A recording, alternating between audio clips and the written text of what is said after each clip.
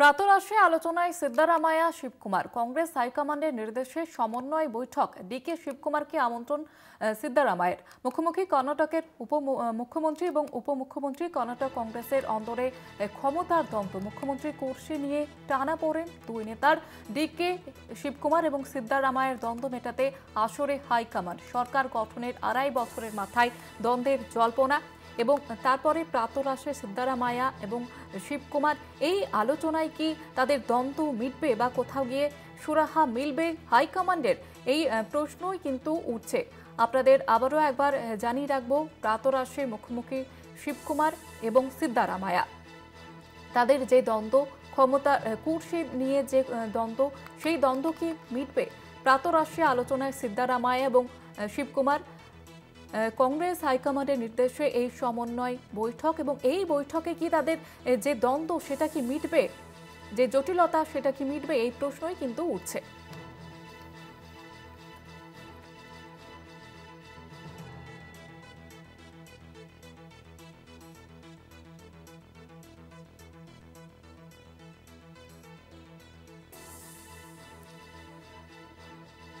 Telephone লাইনে রয়েছে আমাদের মুখ্য রাজনৈতিক বিশ্লেষক জয়ন্ত ঘোষাল। জয়ন্তদা, এত দিনের যে দ্বন্দ্ব, যে ২.৫ বছর পর কে ক্ষমতা কুর্সিতে বসবে, প্রাতরাশে অবশেষে আলোচনায় বসেছেন সিদ্দারামাইয়া এবং শিবকুমার।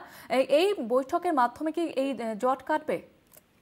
আশা করা যাচ্ছে একটা প্রচেষ্টা বলতে পারো জয়িতা। তার কারণ এটা তো বেশ কিছুদিন ধরে চলছে, বেশ মুখ্যমন্ত্রী হওয়ার সময় একটা শিবকুমারকে মুখ্যমন্ত্রী করারই প্রস্তাব ছিল। এবং শিবকুমারের যেটা হয়েছে যে ওনার যেহেতু একটা বাহুবল আছে, অর্থবল আছে, এবং আজকের দিনে রাজনীতিতে যেগুলো প্রয়োজন হয় সেগুলো খুব বেশি ভাবে আছে আর কি। এখন আমাদের এটাও মনে আছে যে সেই যখন এমএলএ ভাঙা গড়ার একটা খেলা হয়েছিল, তখন যে খামার বাড়িতে এমএলএদেরকে রাখা, এই সমস্ত বিষয়টাও কিন্তু শিবকুমার ভীষণভাবে নিয়ন্ত্রণ করেছিলেন, কংগ্রেসকে বাঁচিয়েছিলেন কার্যত বলা যায়। তারপরে যেটা হলো, এই এখন মুখ্যমন্ত্রীর সঙ্গে যে বিরোধটা, সেই বিরোধে কিন্তু কর্ণাটকের সরকারই থাকবে কিনা একটা বিদ্রোহের সম্ভাবনা।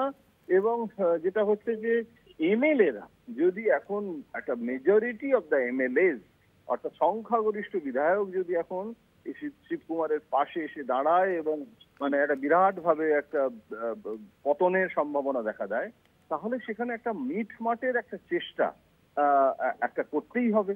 এবং হাইকমান্ড এর আগে একবার নয় একাধিকবার শিবকুমারের সাথে বসেছে, ডেকে পাঠিয়েছে।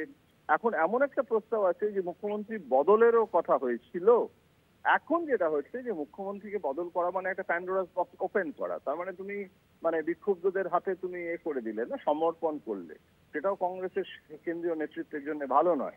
এখন এই পরিস্থিতিতে আজকে একটা প্রাতরাশ বৈঠকের মধ্যে দিয়ে অন্তত দুজনে যে রাজি হয়েছে এবং একটা কম্প্রোমাইজ ফর্মুলা, যে শিবকুমারের হাতে আরো অনেক বেশি ক্ষমতা দেওয়া, মন্ত্রীদের তার পছন্দের মন্ত্রীদের দিয়ে একটা মন্ত্রিসভা রদ বদল করানো, যা যা সম্ভাব্য হয় সেগুলো দিয়ে মিটমাটের একটা চেষ্টা চলছে। এখন ওয়েট করতে হবে, দেখতে হবে বৈঠকের ফলশ্রুতি কি হয়। একেবারে ধন্যবাদ জানাবো আপনাকে জয়ন্তদা।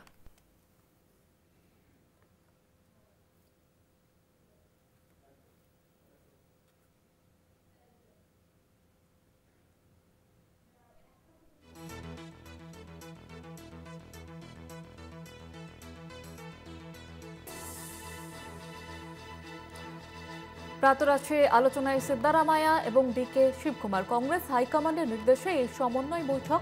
ডিকে শিবকুমারকে আমন্ত্রণ সিদ্দারামাইয়ের। মুখোমুখি কর্ণাটকের মুখ্যমন্ত্রী এবং উপমুখ্যমন্ত্রী। কর্ণাটক কংগ্রেসের অন্দরে ক্ষমতার দ্বন্দ্ব।